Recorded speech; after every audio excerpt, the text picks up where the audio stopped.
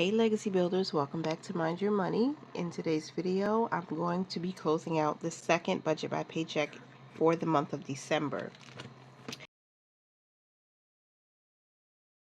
I'm using the printouts basically from my 2025 Simple Budget Planner, and I think looking at the calendar, this is for the 13th payday, or the 13th paycheck, right? Payday. We only have 2 bills that come out within this week, so we're going to pay life insurance and our Spectrum. The car loan is paid from a separate account, so that's not being paid with this budget. And I also am going to take care of some of our credit cards. We have automatic payments that are still set up for credit card number 1 next week. Credit card number 2 is due on the 28th, but we're going to put something towards that. And my Visa card, the one with 0% interest, we're going to put some money towards that this week, just as an extra, let's get this debt paid off. My vision board, I like to see this.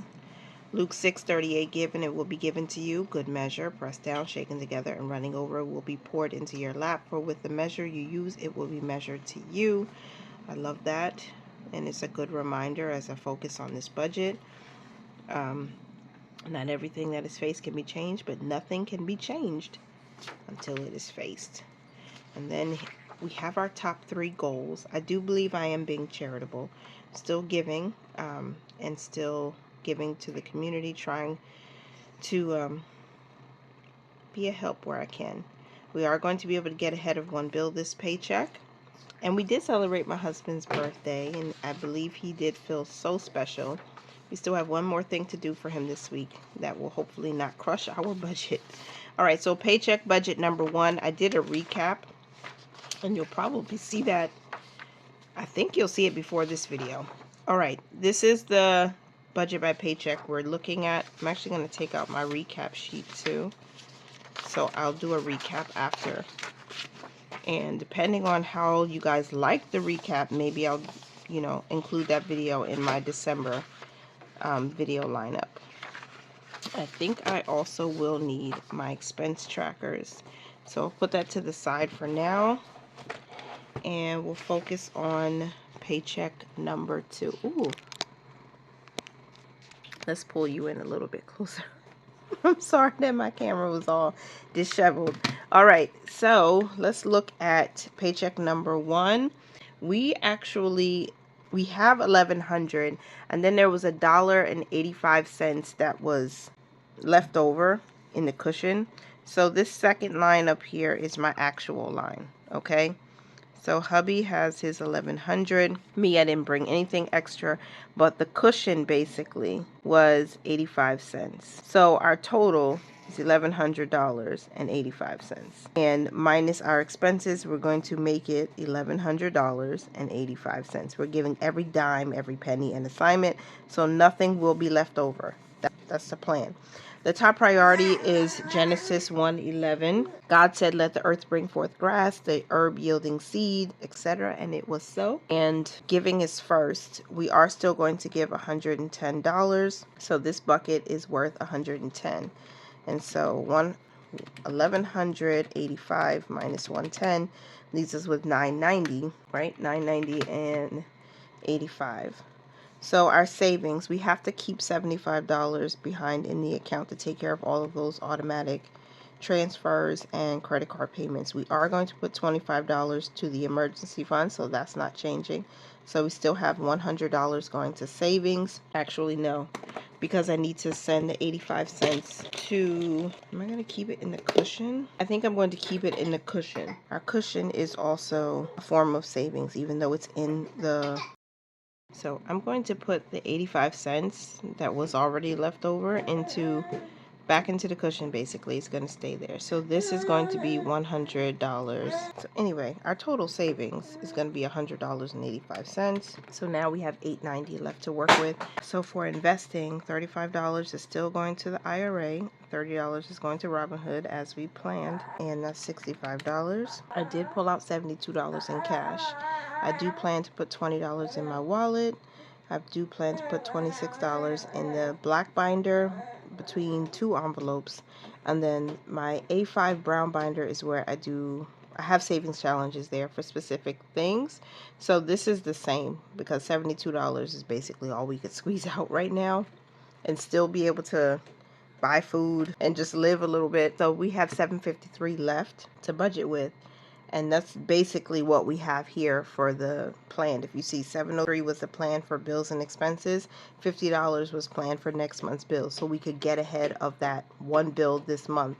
So my life insurance, I round up when I budget, but the actual cost is $32.50. So Spectrum is $89.99. The mortgage is $475. After this $475 for the mortgage, we are going to pay $25 to credit card number 1. We're going to pay $25 to credit card number 2. We're going to pay $25 to the Visa, which you desperately need to. And I'm going to give us $30 still for food that we're going to have to buy. Now, I already have ground beef. I got 3 big packs of ground beef I bought from Costco a couple weeks ago, still in the freezer. I can use that to make spaghetti because we already have lots of pasta that we bought from Costco like more than a month ago. It's still good. We can use that. The only thing I will need is pasta sauce, and that's it, because I have everything else I need already. And I may just need to buy a vegetable. I'll probably buy broccoli or make a salad, either one or both. So that's more than enough. We already have milk. We already bought milk. We already have cereal. And the only other thing I think I will need to stock up on is get more bananas and get a couple of snacks for the kids. And that should be it. So we're going to make that $30 stretch. So everything here, with the exception of 1 penny difference from Spectrum and 50 cents there, so that's 51 cents difference. So let's do the math on that. 703 minus 51 cents is 702.49, and we'll make sure 702.49. My girl is throwing her toys on the floor. Yep, boom. So 702.49, and then we had $753 left, so $50.51. That's what I'm going to send to next month's bills, so that we can be ahead of our electricity bill, which we paid in Paycheck 1. So $50.51 is the total cost of our purpose funds, and that's our paycheck budget. I will do the zero-based budget. So this is our zero-based budget. I'm going to transfer $110 to our giving account. $75 is going to stay behind in checking account, and then I'll let the automatic transfers do their thing. I'm going to Zelle this $25 to our other bank so we can basically have the money in our emergency fund. 85 cents is staying behind. This is going to come out automatically. This I've already removed because I have the cash. And then these things, I have to pay some of these manually because these are extra payments, and send the money to our bills account so it can be moved. The food, we're going to track that. We're going to track our food on the expense tracker. The last thing I was able to fill in on my expense tracker from the operating account was from December 11th. I made the withdrawal. Basically, we had to do some finagling, so $72 still came out of the account so I could have the cash to do what needs to be done, and we started with $1028.85. So the only thing reflected in this balance from this budget is the $72. So I'll just track everything else, and I'll do a midweek check-in or budget check-in with you guys in the next week. And let's do our zero-based budget though. We did have 110 plus, so 110 plus the $100.85, $65, $72, $702.49, and $50.51. That's our $1,100.85 budget. Yeah, so that's a zero-based budget. I had to think about that for a second, girl. I was like, did I do that right? Okay, so that's our zero-based budget. We hit that. And percentages, this is how you do percentages, because I got a question from my friend Tara over at Journey to Wisdom and Wealth. Well, not a question, really, a statement about including it, the formula for getting your percentages when you're doing this budget. So remember, this is a printout from my 25 simple budget planner, and this page is in there, and every week there's, you know, for every paycheck budget there's a percentage box here. So I'll walk through step by step how you get the percentages for specific categories. My first category is giving. So I just go to my giving bucket, which is up here, and I see the total is $110. I'm going to take the total amount of money that we gave, right? And then divide it in the total income, which we worked with. That's $1,100.85. So I'm going to take the total giving and divide that by the $1,100.85. Tap equal on my calculator, right? You get this percentage, 1.0, right? I'm going to multiply that now by 100 so I can get the actual percentage. 100, not, did I do that right? No, sorry, maybe I did that wrong. 110 divided into 1100.85, multiply that by 100, you get 9.9%, right? We can kind of round it up to 10 because, you know, if you remember general math, anything above 9, if the number after that is above 9, you can round it up. But we're going to say 9.9%, right, went towards giving. And then now savings should be a little bit easier. We saved a total of $100.85, right, looking at the savings bucket. So we're going to plug in the total amount for savings and divide that by the total income that we used, which was $1,185. Tap equal, then we tap multiply by 100, tap equal. You get 9.1% of this income went to savings. You couldn't see my calculator, so I'm going to move this over.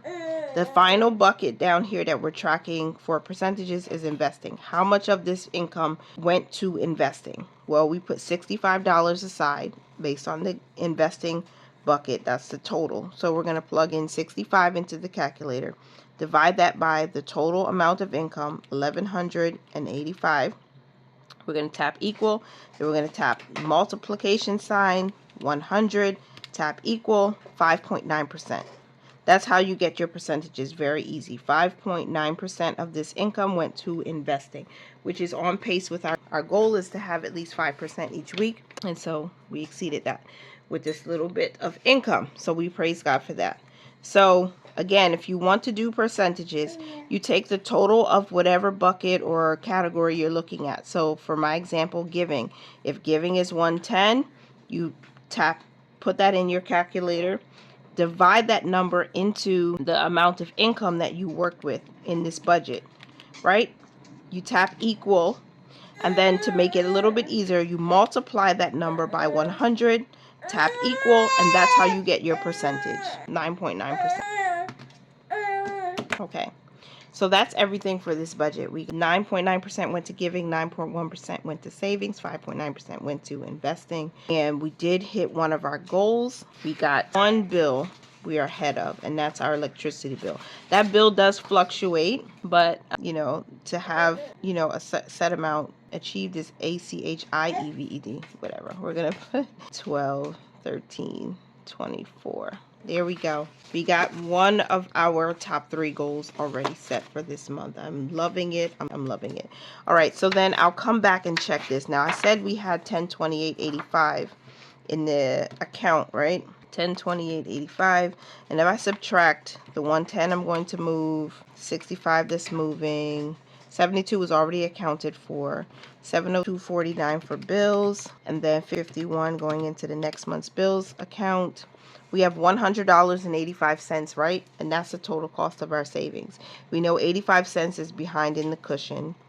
And then this $100 is going to move eventually over the next day or two. So we have 85 cents in our budget, really, or in our account until the next budget. So the next video after this that you should be seeing, if I did my planning correctly, is going to be me setting up the budget for paycheck number 3, and then a budget recap.